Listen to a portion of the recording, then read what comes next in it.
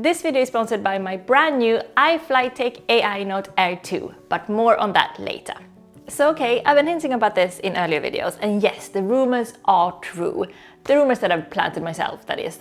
So I have some news, some really goddamn huge life-shaking news. I mean, for me, they're life-shaking big anyway. And I wanted to have a proper sit down with the camera to share this moment with you, because what has happened is I've finished my book. My third novel is written. Thank you. It does feel pretty overwhelmingly huge for me, considering that first of all, it has been so difficult and scary and challenging to write this one. Much harder than the first two. And second of all, because I've written it at such breakneck speed. So I'm almost a bit stunned now that hey, excuse me, what? It's finished? This monster of a book that terrified me from the beginning is now, since a couple of weeks back, with my dear agent Peter. And if he doesn't have any new editorial notes for me after reading this draft, we'll be ready to try and sell it. So, but let me back up a little bit and tell you about this whole idea for the novel and just why it has been so difficult, and so sweatily, nerve-wracking to write. Basically, I first got the idea in autumn 2023, and this third novel has been a whole other beast than the first two, simply because the idea turned out to be that trifecta of scary, incredibly audacious and bold in its concept, and craft-wise ridiculously difficult to pull off, and caring so much about it that I really wanted to pull it off and write it well, because it's so important to me, this book. And you will understand exactly what I mean with it being bold and scary and difficult when you hear what it's about. It will make complete sense to you, I'm sure. But even though this idea has scared me senseless since day one, I decided that I kind of have to do it anyway, because fortune favors the bold and no guts, no glory, am I right? So even though I got the idea in autumn 2023, and I kind of knew that dear me, it's a good idea, I still didn't start writing the first draft until autumn 2024, so a full year later, which is pretty standard for me. I like mulling over and fermenting an idea for quite a while before I sit down to write. So I come up more or less with a whole novel in my head, the structure, the major plot points, and the beginning and the ending, during those months of just steeping and simmering. Once I feel I have the story arc pretty much fully in my head, plus have found the mood or the atmosphere that I'm trying to capture, then I open the master spreadsheet and outline each chapter.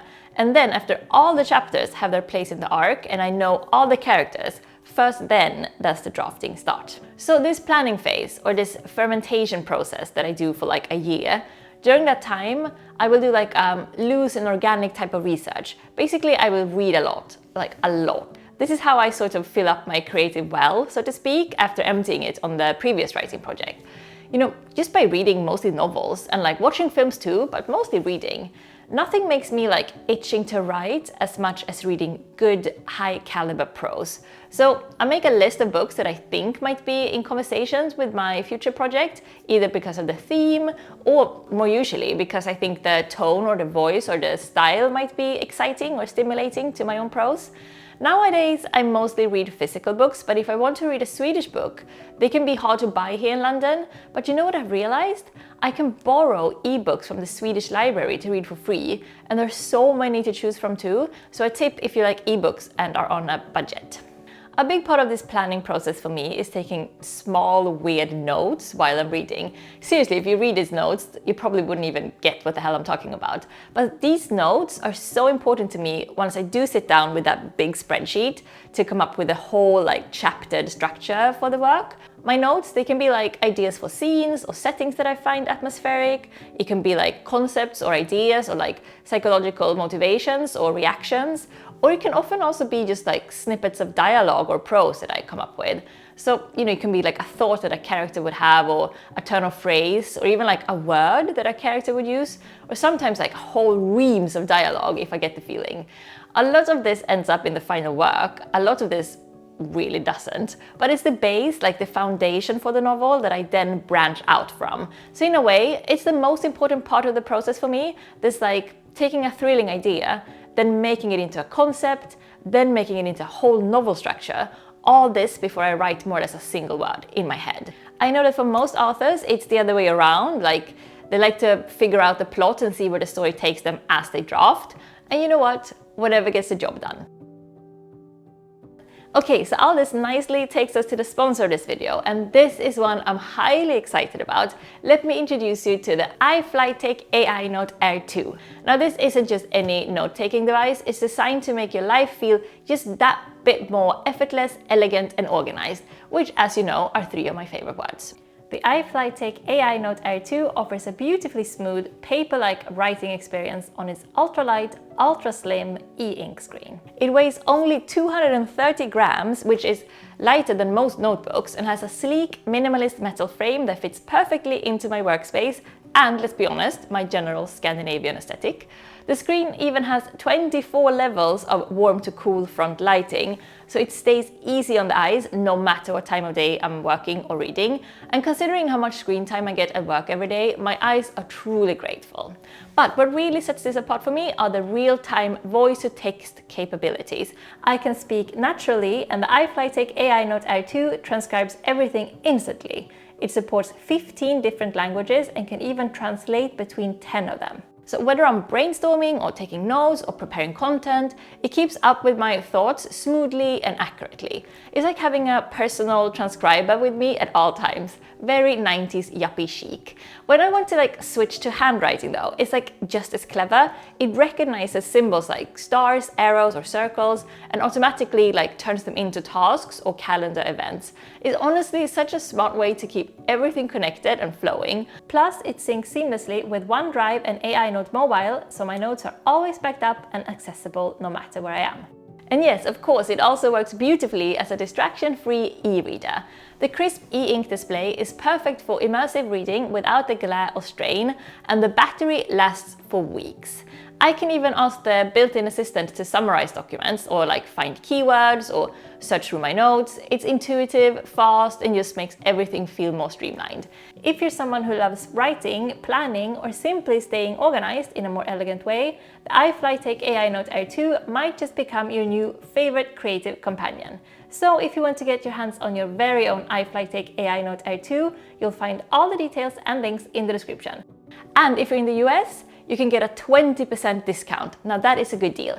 Thank you so much to iFlytech for sponsoring, and now let's get back to the video. So okay, after almost a full year of planning and fermenting this ambitious and scary novel idea, I last summer sat down to create the spreadsheet, with all the chapters. It was surprisingly easy. I always find this bit almost too easy, which I guess is proof that I've been mulling it over for long enough. But even so, with my first two books, after creating the story structure spreadsheet, both times I've been dying to start writing, but this time, not so. I was still madly intimidated, so I waited another couple of months until I was like, Jenny, enough. You're no coward, you're a bold grown woman and you've written not one but 2 books already. You can do this, just do it. So I did. I cancelled more or less every single thing in the calendar, and on October 15th, 2024, I lit a candle, brewed a full pot of sencha, and started writing this fearsome beast of a novel.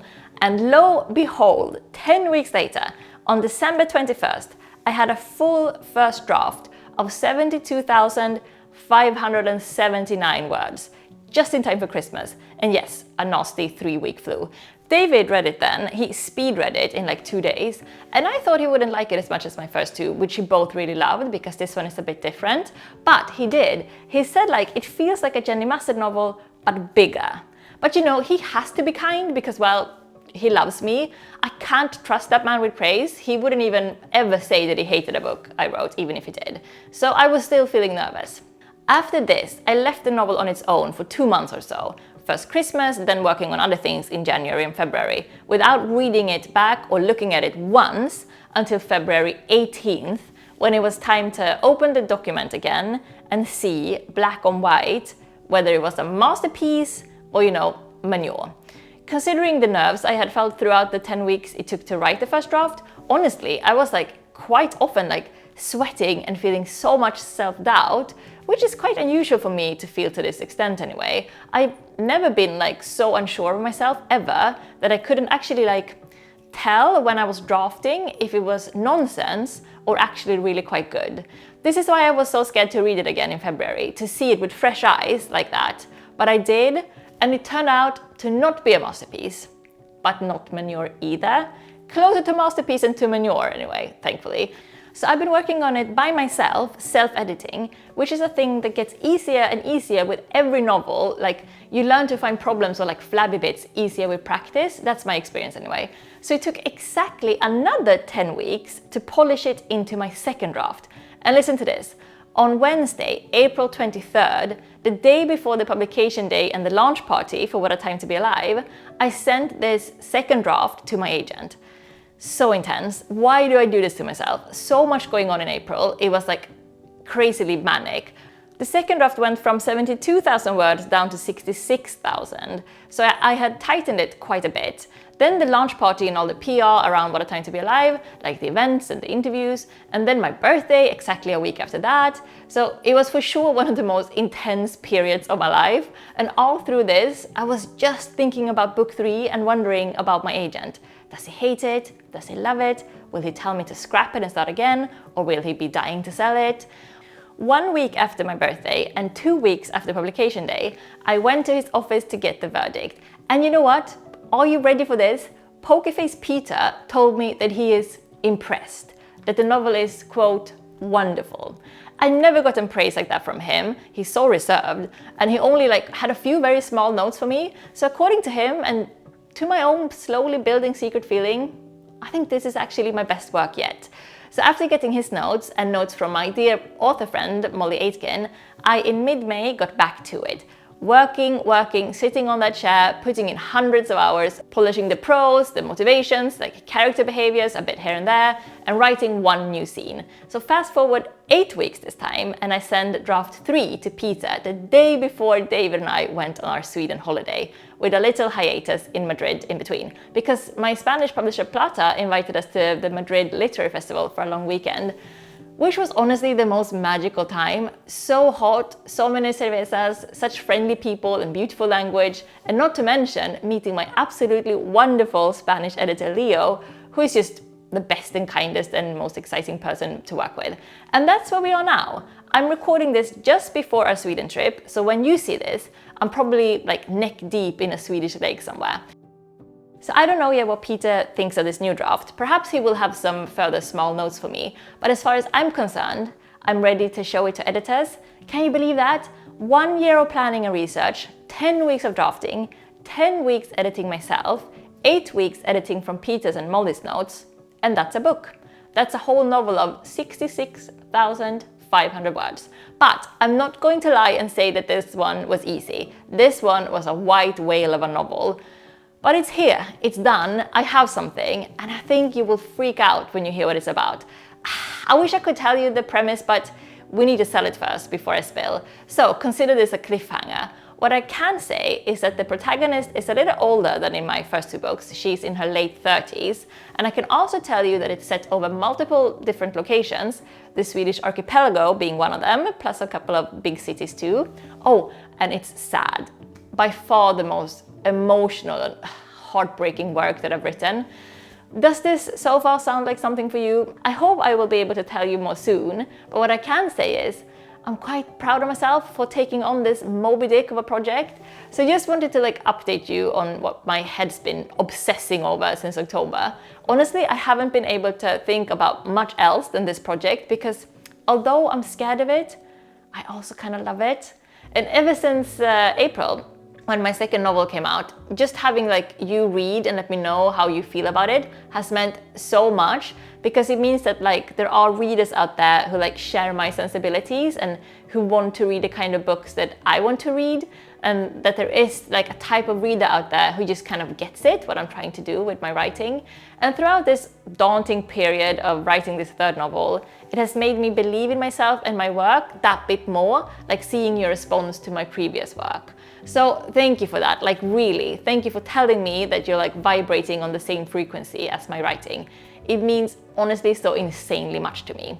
But what else is new? We already knew that you were the best and kindest and smartest, etc. That's no news. Anyway, let me know if you're even remotely as excited about book 3 as I am.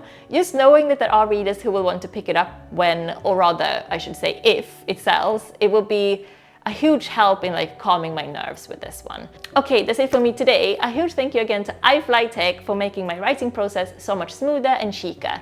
Links in the description for 20% off. And thank you for watching today and sharing this absolutely wonderful moment with me. Done. I'm done. Another book written. Isn't that mad? I love my job. I can't believe I get to do this.